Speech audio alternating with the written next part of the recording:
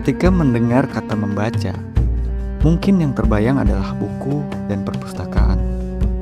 Namun sebenarnya, membaca tidak hanya dilakukan melalui lembar demi lembar buku. Kita juga dapat membaca sejarah, budaya, alam, bahkan kehidupan masyarakat di sekitar kita. Majalengka adalah sebuah buku besar yang menyimpan banyak halaman menarik. Ada halaman tentang perpustakaan yang terus berkembang, halaman budaya yang kaya akan tradisi, halaman wisata yang memukau, hingga halaman ekonomi yang tumbuh melalui kreativitas masyarakat. Lalu bagaimana literasi membantu kita memahami semua halaman tersebut?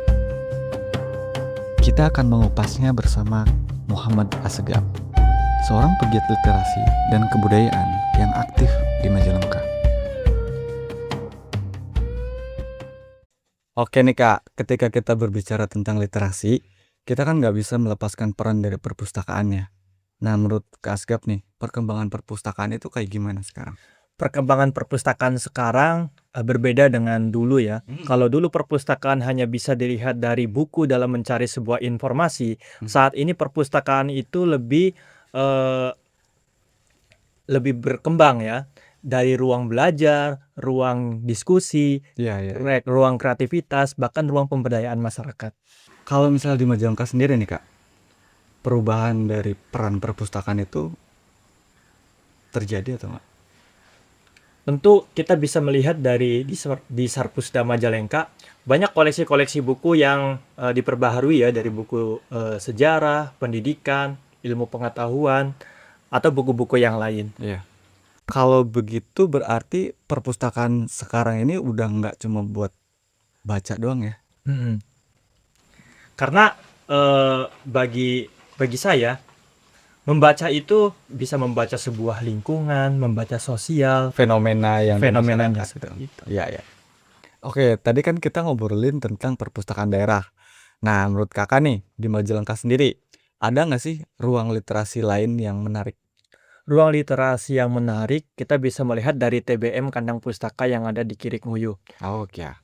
Di sini tidak hanya menciptakan sebuah ruang membaca, tapi membuka ruang seperti diskusi, ruang menulis, dan itu bisa diikuti oleh berbagai masyarakat untuk mengikuti kegiatan bersama. Oke.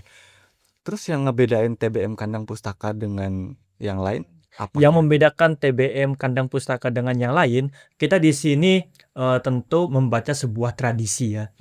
Membaca sebuah sosial masyarakat itu sendiri, dan ini menjadi sebuah literasi yang bisa dikembangkan khususnya di lokal Majalengka.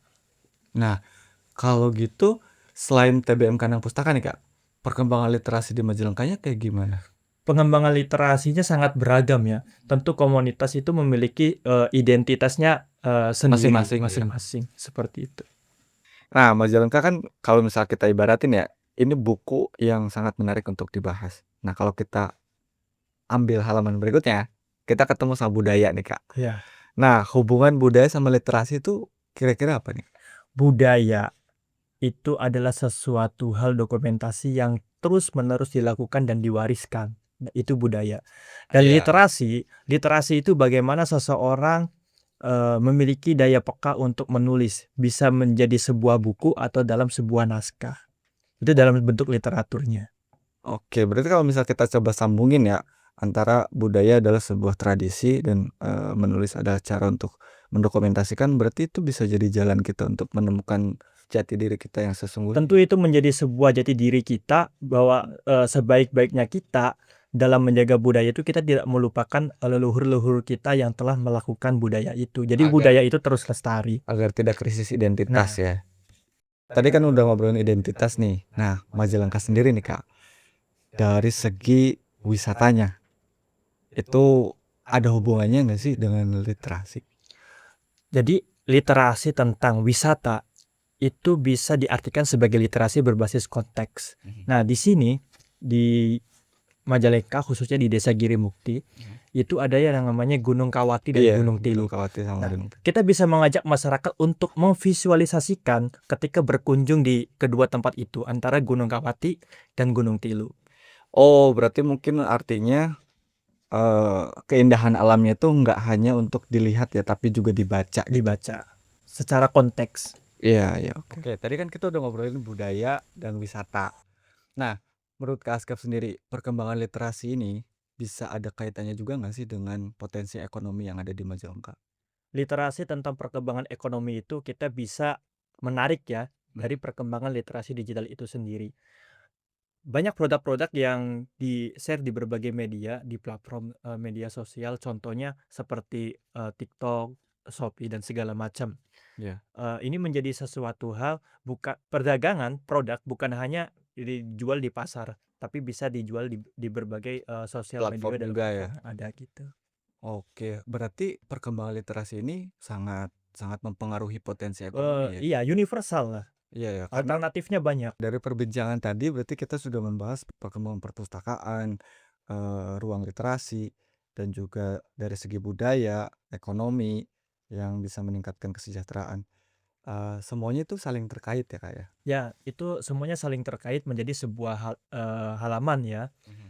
Iya, Semakin kita, halaman menarik. banyak membaca dari berbagai halaman, semakin banyak juga kita, memahami halaman itu. Iya, jadi mari ke sana, mari membaca. Bacalah, bacalah, bacalah. Oke.